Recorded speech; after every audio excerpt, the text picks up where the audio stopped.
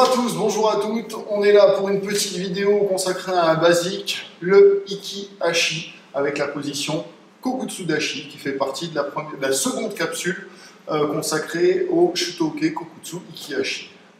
Voilà, donc on va vous montrer comment avancer, reculer en conservant cette posture, sans détruire tous les critères qu'on aura mis en place avant en statique, en avançant et en reculant. Donc là, on est d'accord, on introduit également la notion d'Ayomiyashi qu'on a vu lors de la première capsule.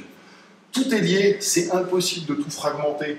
C'est qu'il y a des ponts et des jonctions qui existent à tout moment. Donc ne prenez jamais les exercices comme des choses séparées, uniques, qui n'ont pas de conséquences ou n'interfèrent pas avec un autre mouvement, un autre déplacement, une autre technique, un autre kata. Bien, donc on va repartir de la position de base qu'on a vue dans d'autres vidéos. Je vais descendre mon poids de corps dans la jambe arrière et venir installer ma jambe avant pour trouver mon kokutsu. D'accord? Donc ça, c'est quelque chose qui petit à petit va se faire de manière fluide. Si je le fais de l'autre côté, j'ancre mon poids de corps, je glisse et je viens installer mon kokutsu dans la posture. Je reviens. Maintenant, si je le fais en déplacement, ça va nécessiter un transfert de poids. Donc je vais me placer dans la position initiale. Je vais venir opérer un transfert de poids, dépasser mon pied arrière en Eko-hashi, poursuivre mon chemin. Donc vous observez que les hanches sont pour l'instant de face. Et je poursuis le chemin pour venir installer la position de 3/4 et le pied dans le kokutsu.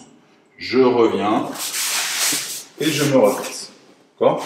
On va le refaire une fois. Donc ici, transfert de poids vers l'avant.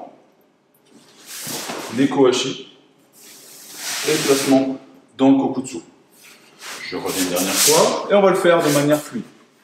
On avance juste, direct dans la posture en essayant de bien conserver notre poids sur la jambe arrière. Bien. Et une dernière fois. Très bien. Et maintenant, je vais laisser la place à Fabrice pour des précisions sur ce geste de recul, le Ikihashi. Merci beaucoup.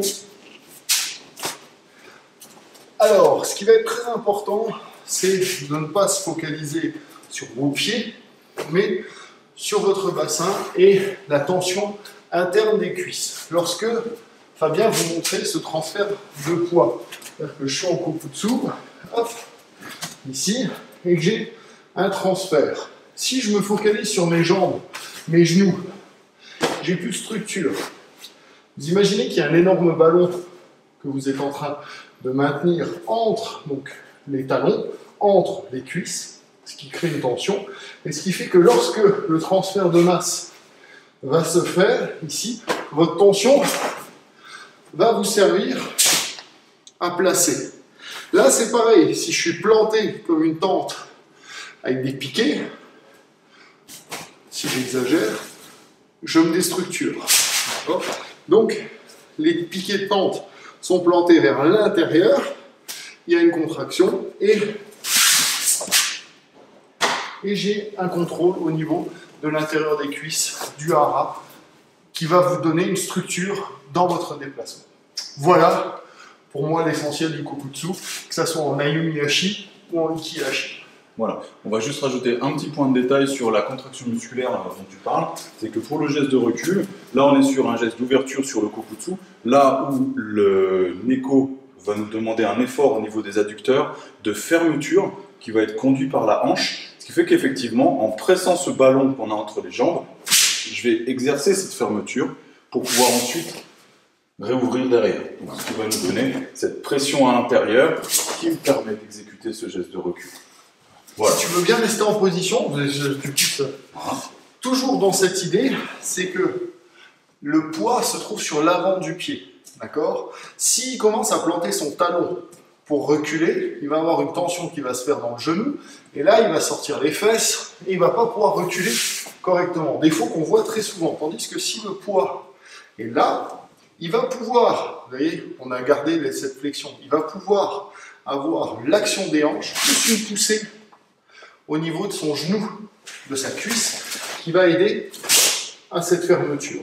Donc ça, pour moi, c'est des détails qui sont très importants et qui évitent d'avoir un kokutsu Ikihashi poussif, où on a l'impression d'un déplacement d'un 38 tonnes au lieu d'avoir quelqu'un de léger et fluide sur ses appuis. Voilà. Exactement.